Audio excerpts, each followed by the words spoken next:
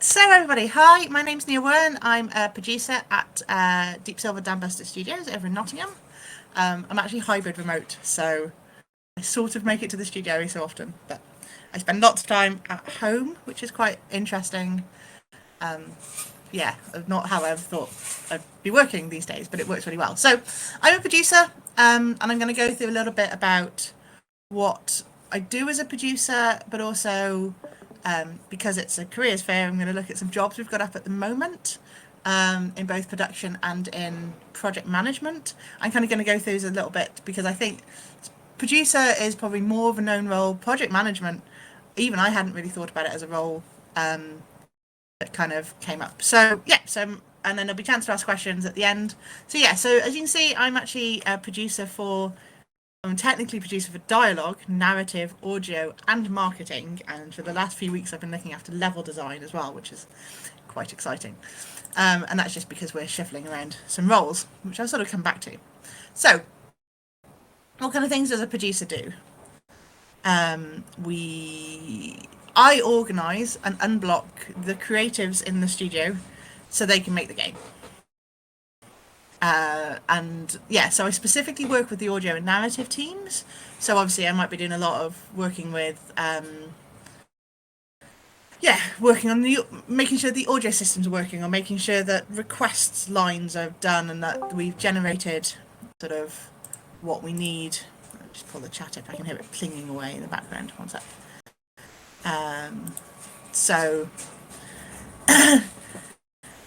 yeah, so I unblock creatives, and in those specific teams with the dialogue, I was doing a lot of sort of booking,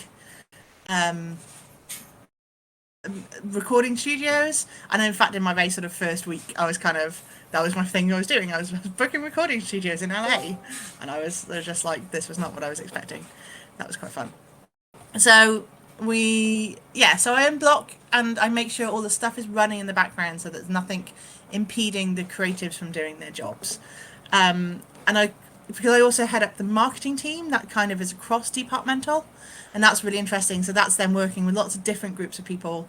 Might be art, might be animation, might be UI or 2D, or it might be a different team, and that's then conversing with obviously our publishers, Deep Silver. So working with those. So that's again a very different than the little teams I'm used to. Then that's having to deal with anyone possibly in the studio. So those are kind of two examples of how I work. And like I said, at the moment I'm heading up level design, which fits really nicely with narrative because there's a lot of overlap. So one of the big things we've got at the moment is lots of playthroughs between those teams. So I had to do all the meetings so that all the right level designers were working with the right narrative designers at the same time. So I have to know the right person in the studio to ask any one question of. And that's really important, again, to know everyone in the studio, what their roles, what their specific things are. And I usually get it right. There's some people that I know orchestrate lots of things. I know the character person to go to if Brand asks for a character thing, or if someone asks about weapons. And I know the person to ask about weapons. I know the person to ask about, the trees aren't making enough noise, or I know that person to talk to. So people have quite specific tasks, and that's one of the other things that I think is very, and Dambusters is 150, 180 people, so you kind of get used to knowing who we are, and you get to know people really quickly, which is very cool. But yeah, so one of the things I'm often asked is, can you find out what's happening with this? And that might be a task or a bug or a process or something else. So I have to go off and find out what that's happening. So but yeah, and I have to keep my teams on track. So I do sort of daily stand-ups with them. We have chat systems in the background as well. So I obviously make sure that I know what they're doing, because people are going to ask me, other producers, other departments are going to ask me what's happening with this, and I have to be able to answer a question. And I need to know what they're doing as far as the bigger, higher level plan and how all that fits in together. So I do quite a lot of regular meetings and daily stand-ups, but also keeping a track of them. So obviously get to know them and do everything that they do. So yeah, that's kind of my day-to-day stuff with being a producer. And this is kind of how I work. So I've been at this role since November. So I kind of have some now really good working practices. One of which is that I write down notes for every single meeting that I've been in, which is good because I like notebooks. and I've got through more notebooks than I was expecting. So on about a notebook a month. I have a lot of meetings as a producer, and that's one of the things that came as a bit of a shock to me. I don't know why, but I devs don't necessarily have quite so many meetings. It's the producers that kind of discuss and sort everything out. So in fact, I have four, no, now five. So I found another one. Five different pens that I actually rotate through for my meetings, so I can see at a minute, like at a glance, which meeting is when. I don't have to refer back to them all that often, but it's really useful to be able to go, oh right, this day, this is when we had that meeting about this, or this is when we had a meeting about that, or these were the actions that came out of it. I'm not writing minutes, I'm not publicizing these, but actually everyone now knows that I take notes in all the meetings. So that's a super useful thing. But yeah, I have gone through so many notebooks. But I found it really useful to be organized, especially with dealing with different teams. So that's really, really useful. I spend a lot of time dealing with people. So I like people. It's good. But yeah, so sometimes that can be a little bit draining because you're dealing with lots of different people. I can have whole days where, say, if I'm dealing with my audio lead, I might see him 5 or 6 different times in the day, all for different meeting topics, because everything interacts and overlaps. So I spend a lot of time remembering to be cheerful, which is good. And I like dealing with people, but there is a lot of meetings in that. So if you're kind of like, I don't really like people, then you've got to think about how you present yourself. Especially because, like I said, we're doing most of the stuff hybrid. I do go into the studio, but it's that balance. You've got to be like, right, this is a new meeting, this is a different topic, what are we talking about? And we also, meetings are quite short, so you might have lots of little meetings. We do lots of little meetings. And then we'll have these actions that come out of it, so you might need to carry those over. You might then need to have to go talk to someone about that. So yeah, so the other thing, and I described this to one of my leads, is I do sometimes feel like an old school sort of communications officer, in that I sort of have to go between different people and find out why this is happening and find out why that is happening. And sometimes, again, it's that dealing with people, and there's a real people facing role production. So yeah, I might be managing lots of different topics, lots of different jobs. I have to be able to immediately go, oh right, this person is talking to me here about this. That's what I need to be thinking about now. Right, if this person's contacting me, then that means it's about this department, or maybe it's about something else. And yeah, I'm also very aware of how important everyone in the studio is, and I think this is a big thing that sometimes gets lost. We couldn't be making the game we're making without everyone on board and everyone working things. So I've seen quite a few things about people being, mean to QA. QA are amazing, but all of our NDs and LDs and everyone working on the game is super passionate. That does sometimes mean that people can get a little bit, I don't know, overly passionate, but it sort of calms down very quickly. But yeah, so one of those things is also remembering really basic manners of asking, like saying hi and thank you. And I spend a lot of time saying thank you because people are helping me out as well as helping the game out. So that's a really key thing to remember, whatever job you're going into, we couldn't do it without everyone doing things.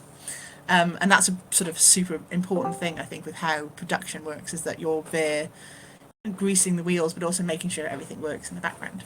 So, but yeah. So what I did before this is actually quite interesting, in that I was a university lecturer, and I did this for 15 years. There's a possibility I taught some people who are here on the server.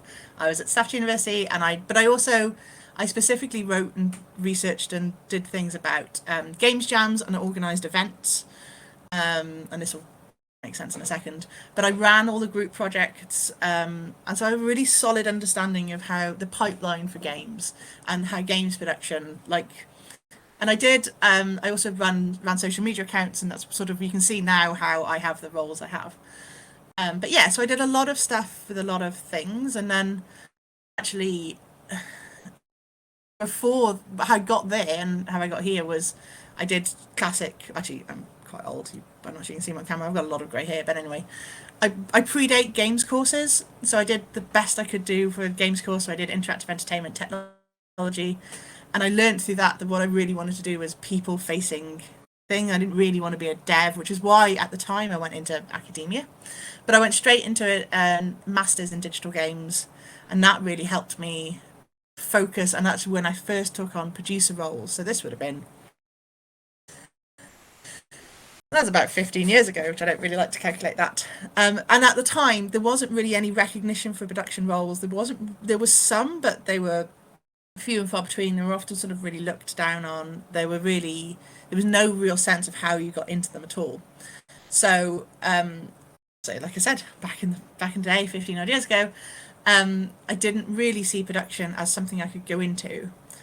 So I channeled the skills I did have, which was being organised and talking to people, into academia. And then, like I said, 15 years of teaching, I've helped thousands of students find roles in the industry, all variety of this thing, not just in production. But you know, we had a massive amount of courses, so I helped, and I did a lot of employability and a lot of careers fairs and a lot of things like this. So, um, what I did find was I loved being able to organise different teams and group projects, and I became really good at that, and really good at showcasing those kind of organisation skills. And because I love games with stories and really narrative driven games, then I was increasingly wanting to do more with wanting to make them. So the opportunity came to this, like I said, this role came up at Deep Silver Dambuster as a producer specifically for the audio and narrative teams. And I decided to be brave and go for it because it was, like I said, a 15-year ambition of being a producer in the industry in a sort of a roundabout way. And yeah, so it's been incredibly exciting. So I still have this new, like, newbie, I'm in the games industry, it's amazing, someone gave me a t-shirt. But I work with creative people, and that is invigorating. And I hadn't realised how exciting it was to work with people who are excited about doing their job every day. And knowing that I can unblock things and knowing that I can make their days happen and make the work that happens, it's great. I'm quite happy. I know my place, as it were. I'm not there trying to write the things or do the audio or tell by my lack of technical terminology. There's a chatter going on in the audio team chat on our internal thing about, I actually have no idea, some kind of audio thing. That itself doesn't matter. What I can do is make sure the tasks work in the background. I can make sure that their days are, you know, that they don't have obstructions, that they can have the right meetings with people, that they can get on and get their work done. Yeah, so we're having an awful lot of fun, which is good. Fun is, it turns out, having been in a job that was less fun, fun is a really important thing. So if you can find that and hold on to it, that's really exciting. And yeah, at some point people will see what we're working on. And I haven't really come across any bad bits. I've had hard days. We've had busy days. I've had days where I've had 6 or 7 meetings before 11 o'clock in the morning, and I've jotted them all down. And yeah, I've had some very busy days, but we've still come out of them sort of with some jokes and without being frustrated. I think this is it. Everyone's working towards something, and that makes such a big difference. So that's, yeah, has been a fantastically change. So, as I said, this is a careers fair. But I've got time for questions and stuff at the end. But we've got 2 roles up at the moment, one in project management and one as a producer. So I thought it would be fun, and fun for me, and maybe fun for you, I hope. I'm actually going to go through them in a little bit to sort of pick out some things. So if you are thinking about production, and this is true of any jobs that you're looking for, look at job descriptions, collect them, sort of pull them all together, because every studio is going to work differently. Every kind of studio is going to have its own way of thinking, its own way of working towards things. And it's actually was one of the other things I found about sort of production, particularly their own spin on what producers might be doing. So, yeah. So the first one, like I said, our careers page is up there.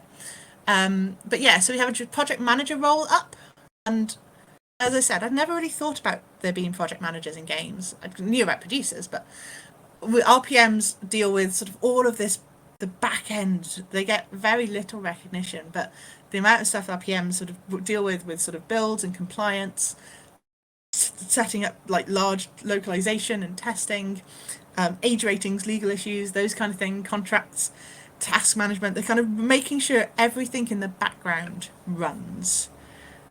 And so even producers can't work without the PMs.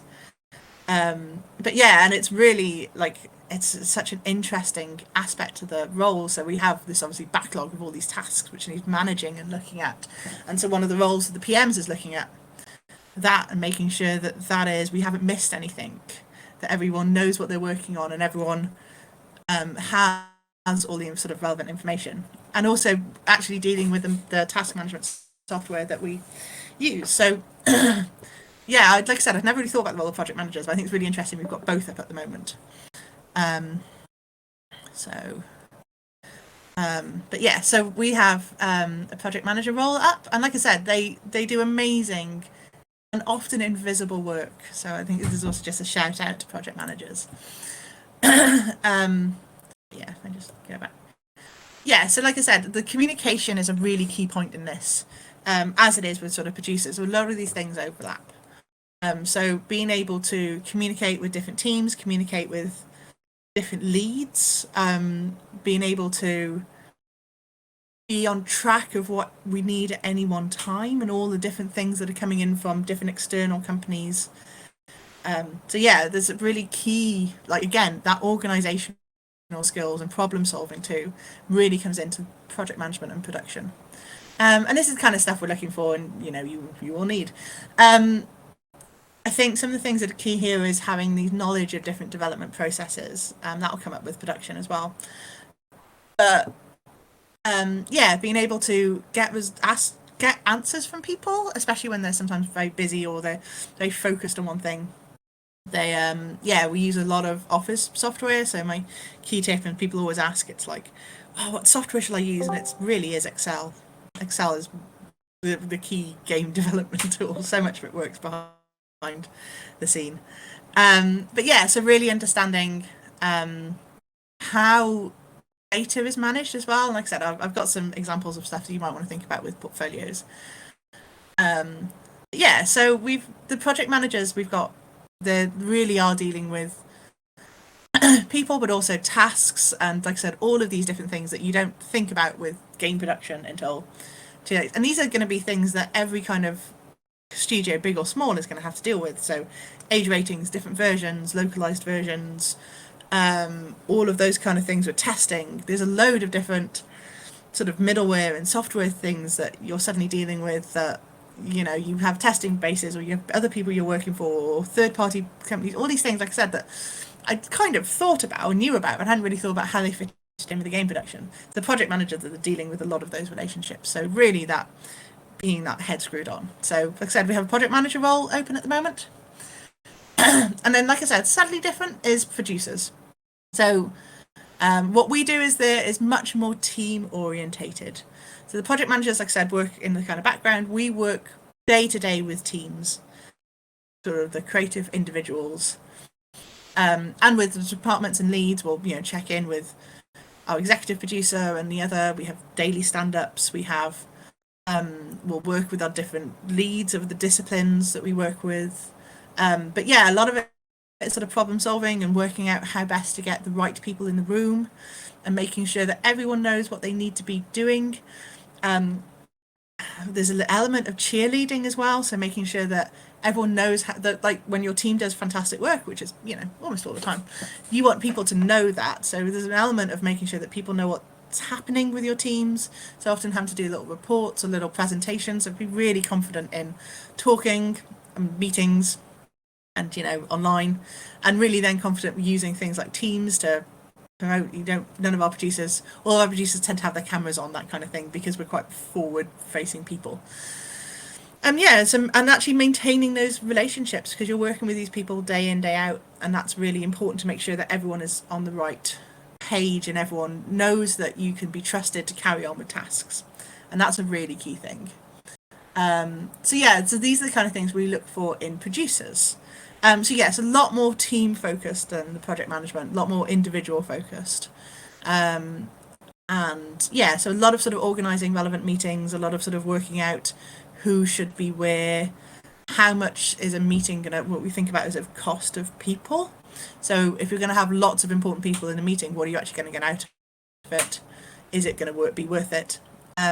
Yeah, so a lot of daily planning and scrums, but also making sure that what the teams are reporting back fits in with what they should be doing, and then course correcting if they're not. So you might have to change.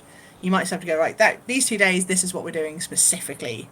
This is your team, your job for the next 2 days is this, and there's a specific type of bugs, or you're specifically going to look at this, because actually someone else has asked for this information to be passed along, or we've got this kind of going. So you have to be really understanding of all of the different elements of the the departments in the games. And yeah, and different disciplines need different backgrounds. So as I said, my background is in narrative and to a lesser extent audio. And that really helps to understand what they're talking about. And so the tech that they need, the skills that they have, the skills that the team need. I had a lot of level design knowledge as well. So actually, that was also quite useful. And that's one of the reasons I sort of picked up them for a little bit. But yeah, so if you've got a specific discipline, that's going to be really helpful because your teams will really, that would be really helpful for the teams. But it's also worth remembering that every studio is going to work in a different way.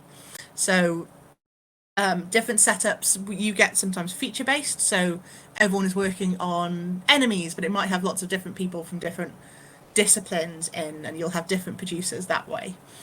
Like I said, we tend to work in a more discipline based production, but as I said with marketing, that's then cross departmental and that's pulling up lots of different things. So even within one studio we've got different ways of working with producers. We might have like strike teams, which sound really exciting, but it's just pulling together people in a feature.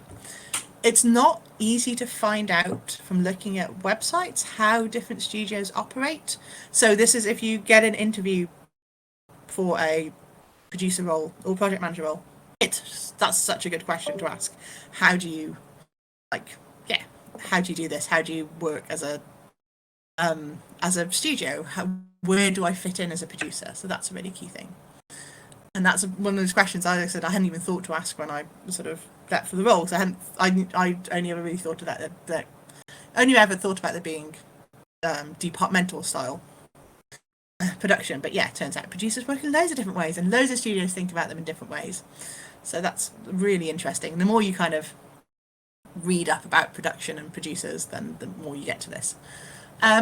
So yeah, so I want to leave plenty of time for questions. So I'm actually just going to go through a few things on what to put in a portfolio for a producer. So I've been involved in interviewing for producers recently, and it's been really interesting because it's not like other disciplines. When we were interviewing for audio designers, it was it was easy. They had portfolios of audio stuff they'd done. We could hear the work they'd done. And it was really easy to go, right, they've done stuff, they haven't, they fit, they don't. There was still a lot of people, but it was easier in a way. And again, with the artists and with the other like discipline-based ones, even things like narrative, there's a lot of information out there about what to kind of put in for a narrative portfolio, examples of writing and barks and things like this. Production's harder because somehow you've got to prove that you are organised and good with people. And those are two things that are super hard to prove. Because, yes, there's definitely things like production management software, Jira, Handsoft. Those skills are pretty transferable. So if you're familiar with one, you'll be fine with the other, you'll pick it up. But I would list anything you do have familiarity with, because that just proves a knowledge and knowing. So if you've only ever used Trello for projects to manage things, then that's one step. If you've never used any production software to manage a project, I recommend getting used to that. And that's more than just source control as well. So how are you distributing tasks to people? How are you making sure people know what they're doing? And this is where getting to know about game development and actually running games is really handy. Flexibility is really useful. So studios change up how they work at different stages of the project. So what you don't want is someone who only knows about one production methodology and only cares about one production methodology and refuses to listen to any other kind of things. I have Scrum Master training. Years ago, I was a registered Scrum Master. So I understand agile methodologies, but I've also worked in waterfall and that idea of everything flowing from one thing to another. Different bits of the project have needed different things. So one of the key things I'd really do is, if you have time, is do some online courses and some LinkedIn learning, if you've got access to that, to have these little so you know what they're talking about when they go, right, we're going to move to waterfall. You go, okay. And you have to do some Googling very quickly. Having that knowledge up front is really helpful. And that's one of those things that we kind of look for. We're looking for flexibility in different production methodologies because you might end up using them all. You might have different teams at the same time using different methodologies because they need a different thing out. So anything you can do to prove that you know that, because it's one thing to say, oh yeah, no, I've definitely read a book about agile methodology, or look, I've done a little course. I don't necessarily think you have to go for full Scrum Master training because it's ridiculously expensive. But anything you can do free, I would gather those skills because they are super useful just to highlight that you understand and care about production methodologies, and you will care about production methodologies. We talk about process a phenomenal amount because we're always trying to get process to work better and get all of the different processes to work better. So we spend a lot of time talking about that. Yeah, other things we're putting in a portfolio for a producer. So anything you can do to showcase your experience of dealing with people. And the best way to do that is that any experience of event running in any kind of field, it doesn't have to be games related, but if you can, one of the other things I did previous to this was I did produce a music video as you do for fun. But that was a really good example of like, look, I've not just done things with games and I've run games projects and things and I've run games jams, but you know, I've produced music videos. That's a certain time, you've got a deadline, you've got a day of recording.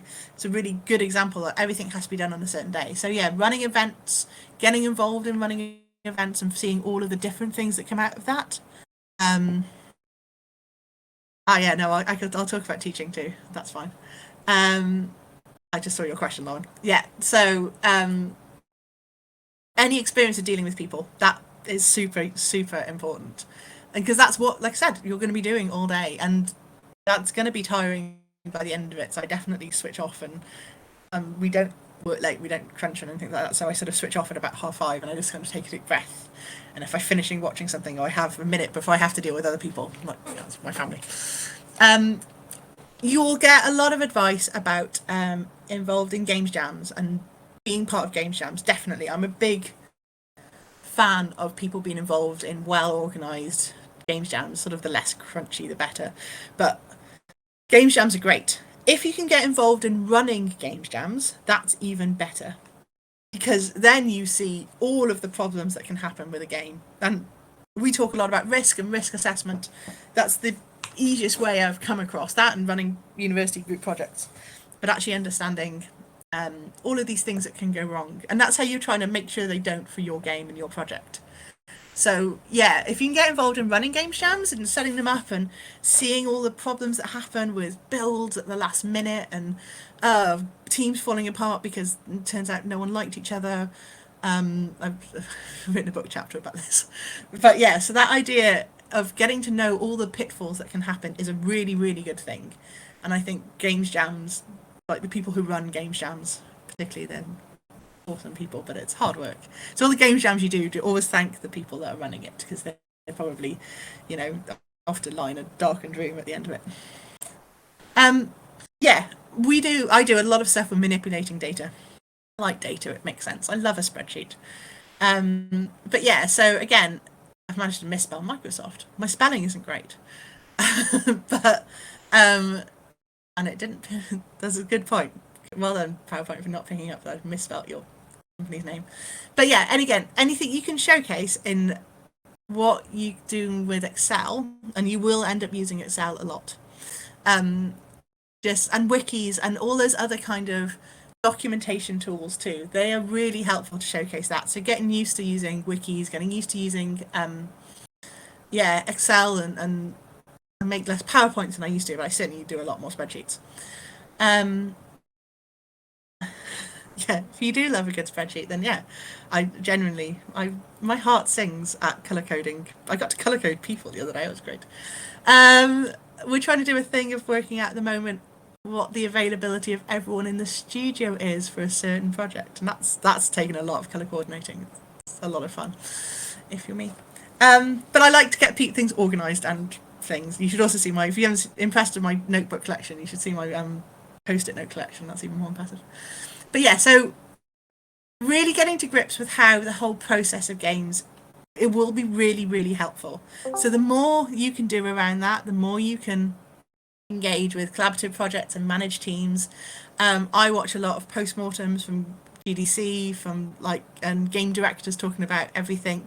I'm really interested in the people side of things as well. So the actual studio management stuff I think is really interesting. Like, how do you keep everyone happy? And it's not obviously just keeping everyone's tasks online and getting everything done so people know what they're working on, but you're working in a studio, so how do you make sure that people are not just fed and watered, but like what makes them happy to come to work. And I think that I'm on the entertainments committee as well, so like, how can we make things fun?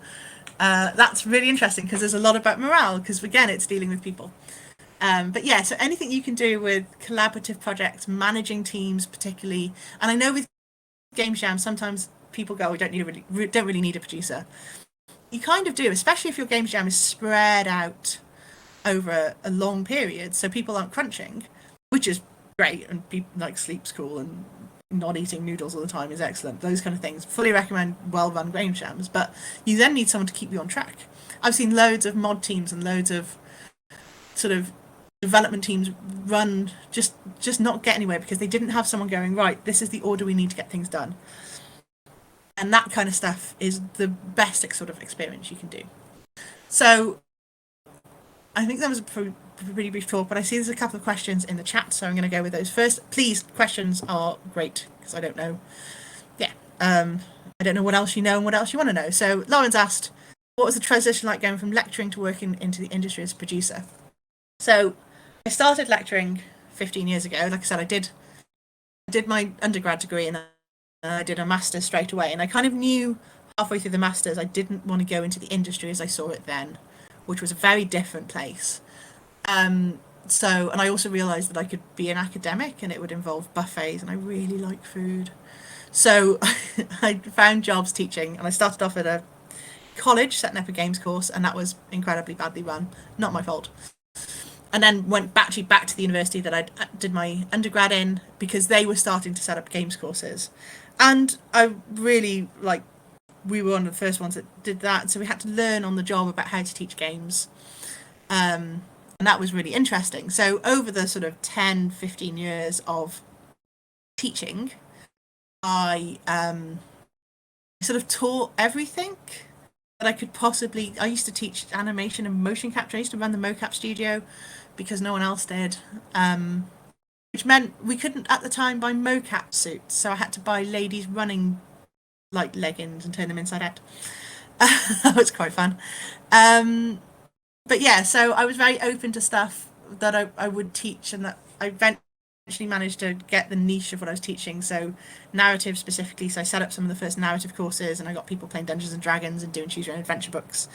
And I looked at, and again I set up an audio course. So I think one of the key things that teaching has changed is that they really are looking for people with advanced skills, and advanced certifications. And this will actually answer a question I think someone else has got later on, but I think now you'll struggle to get a job teaching with only a degree.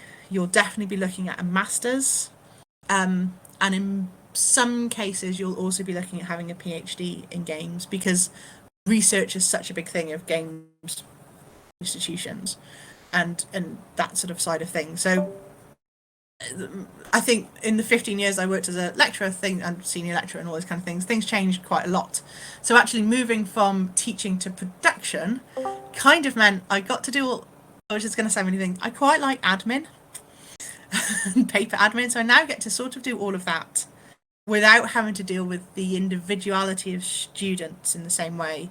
And one of the things that happens with teaching is that your year is very constrained by things like the UCAS deadline and clearing and graduation, which has just happened for my former students and things. And so, yeah, your year is very segmented by things, and you're always thinking about stuff. This is a different kind of pace because everything happens a lot quicker in the studio. So, but if you are interested in teaching, I'd really look at, the kind of jobs out there. There's actually a website called jobs.ac.uk, which is all of the teaching jobs, university level teaching jobs in the UK, and colleges as well. There's so many colleges, and that's a fantastic sort of step up. So there's lots of things, and grab me, I'll be around on the Discord if people want to specifically talk about teaching. And I see Lauren's you learn a lot from running events and running jams. Okay, so how is important a uni degree in games industry? So I don't I mean, I gave a lot of degrees. I'm not sure it's the degree itself, it's the stuff and the opportunities that you learn along the way. I don't know any other ways that you would get to work in big development teams. You'd get to use the tech that we had, that you'd have mocap studios just on hand if you wanted to be an animator, that you'd have music studios, that you'd have the different people there. And those experiences are really hard to recreate elsewhere. And a lot of it is about building a portfolio and pulling that sort of things together. So I'd love to say, oh yeah, no, you definitely don't need a university degree, but what you do need is the kind of experience and opportunities that come from being part of a degree program. So yeah, it's a really interesting thing, and I've noticed a massive push towards masters and as well because I know that there's a lot of university degrees out there and pulling out a lot of graduates. I think it's a very, very, very hard road to do it without. It's a lot easier to have enthusiastic people like me going, you should be doing this, have a look at this, this is an assignment, building your portfolio. It's very hard to start from scratch. It's not impossible, but it's hard, and it's hard to make those connections. Lots of our alumni hire our students, they worked in teams with them, they know them from their Discord, they offer opportunities.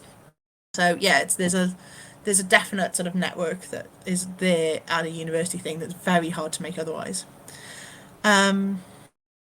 Okay, so what counts as experience for applying to the producer role?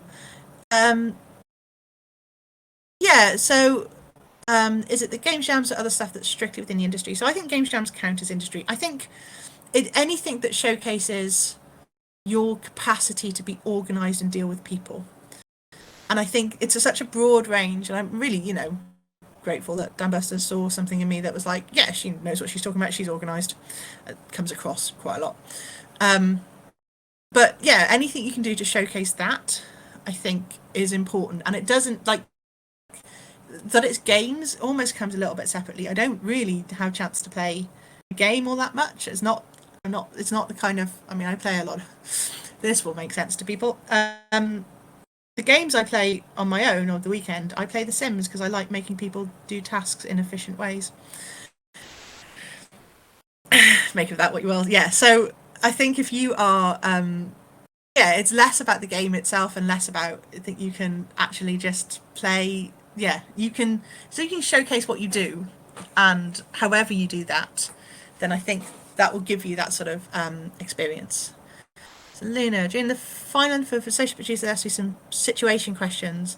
So again, this is the same kind of thing. The more experience you have, and I got similar things about situational questions. It was something like, I think I remember thinking back to some of the questions I had. It was things like, well, what would you do if, as a member of your team had created a bug that was going to break everything? And I was like, tell them not to.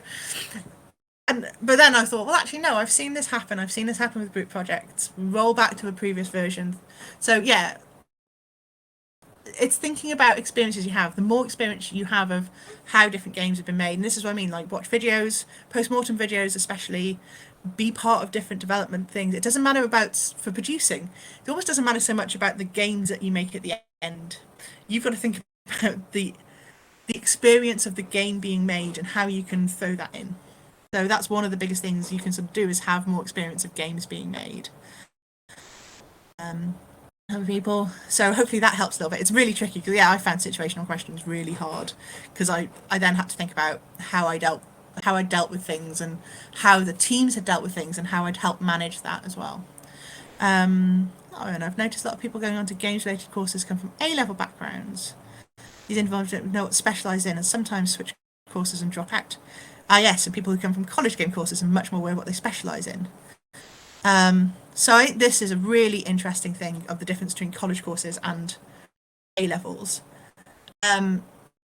We had vast amounts of our students, I think by the time I left, about 75% of our students came from games courses. So yes, in a way, they were definitely more prepared for the games, for making games and games courses, but they also almost all had the same kind of ideas. Very hard to bring new ideas in. And also, sometimes by the second or third year of the university, they burnt out because they were bored of games. Which I thought was really interesting because they'd already studied it for 2 years, or they'd done, so, by the time they get to that and the end of, so 2 years at college, 3 years at undergrad, a year 2 years of masters, you're looking at 7 years of doing games. And some they were just like, I'm bored of games now. I want to go do something else, but I don't know what else I can do because I've just done this forever. But we also found that they only knew about games, and they only knew about, they could only refer back to games because that's all they'd kind of done was games. Whereas the people who'd done A levels, although they may have been less competent on some of the software, they often had different ideas come in, and that really helped other teams. So they, you'd have someone who'd gone, well, actually, I studied history, and we could use this as an example of something we could run through. Or someone else would be like, well, actually, I've done geography, and I did computing, and did something else, and they'd pull in different ideas. Whereas we found the people who'd done stuff with games, they were really, they only knew about games, and they couldn't pull ideas forward. So I think you need a mix. I generally think you need a mix of people on games courses and in companies with different backgrounds, because they all kind of, it really helps the idea generation. And we always said, I mean, we could teach the software if you people were passionate, because we'd all learn the software, and often colleges are taught in really different ways. But needing ideas to come through, that's a really sort of key thing. I was back in the teaching role and leaving you, didn't feel like I was really at a stage where I could teach. I didn't really have kind of industry experience that I'd have been considered teaching people. Okay, I didn't have any industry experience that I could teach. I didn't have any teaching experience either.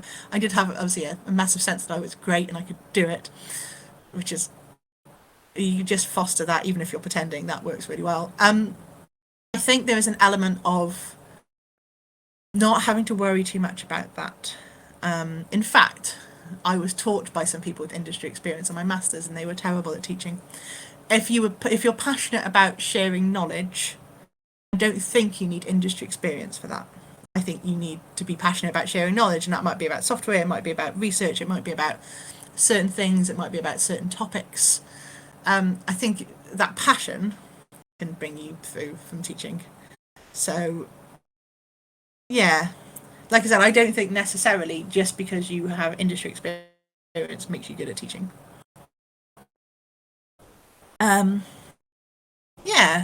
Any more questions?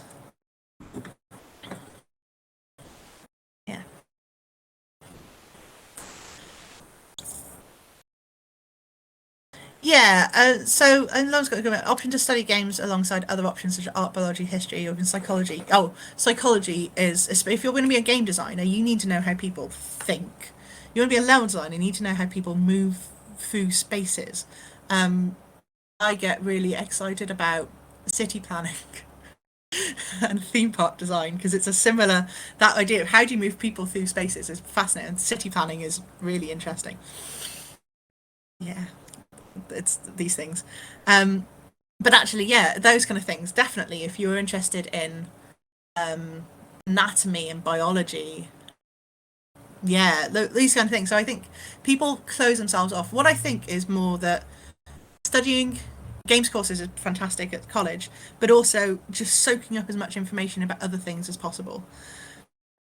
So podcasts, TV series, everything else. So what you're not just watching and feeding in the same things.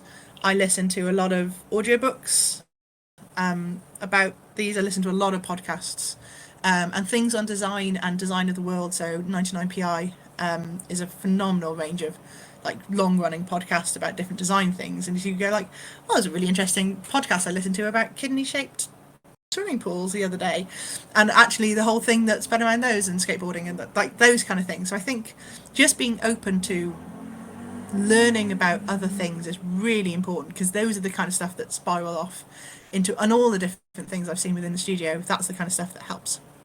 And that's helped students as well, where they can bring in new ideas, where they're looking at different things to do.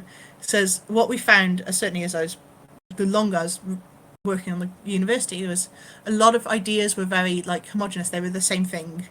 Every year someone would go like, oh, I'm going to do a Bioshock environment. You're like, good, you and everyone else who has done this for the last 10 years. And they're like, oh, how are you going to make your thing stand out? And they're like, oh, I just really want to make a Bioshock environment. Like, well, Bioshock's lovely and great, but because there's something else you could do.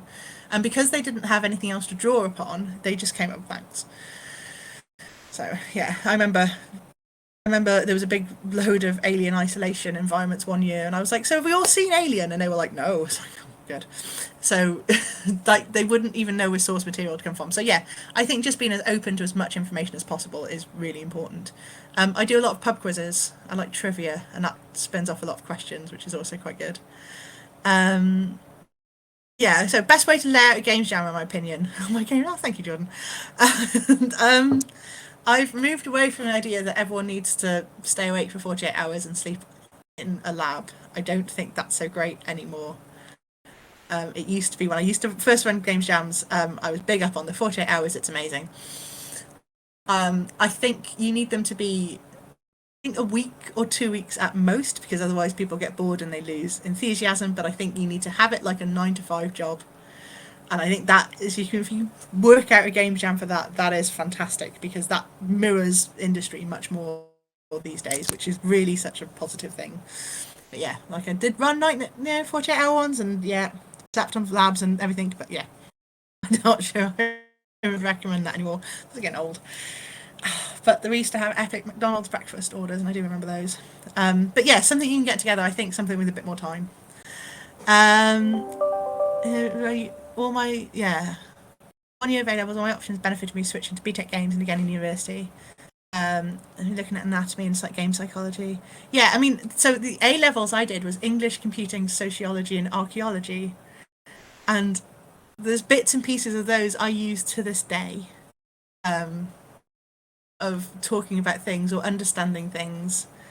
Um, and yeah, but equally, I was then not ready for like the software elements of the university course I did. So yeah, that balance. If you can find that balance and you can be interested in things, I think that's really useful. Any more questions? But yeah, it's lovely that some of my students are obviously on the calls. I hope you're all doing fine and having fun.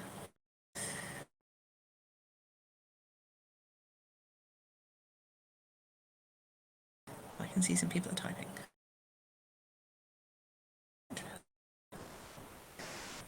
Yeah, so just to sort of recap then on producer and project management. And like I said, I genuinely never thought about project management before as well. But if you're thinking that's the kind of roles that are interesting to you, then definitely have a look at different jobs that are out there. I always recommend looking at as many job descriptions as you can. I found that really useful when I was sort of job hunting. Was I was very organised. I had files and color coded, but I sort of went through job descriptions. I rewrote my CV for them specifically to highlight different bits and pieces. Yeah, and like I said, I spent a lot of time trying to work out how I could explain and demonstrate those organizational skills, and that's really is what sort of carried me across. So yeah, I think that's me, and I think I'm done, so I'm going to stop sharing. I'll be, like I said, I'm in the Discord. You can summon me if you've got any questions. I'm more than happy to answer anything. I think that's me done.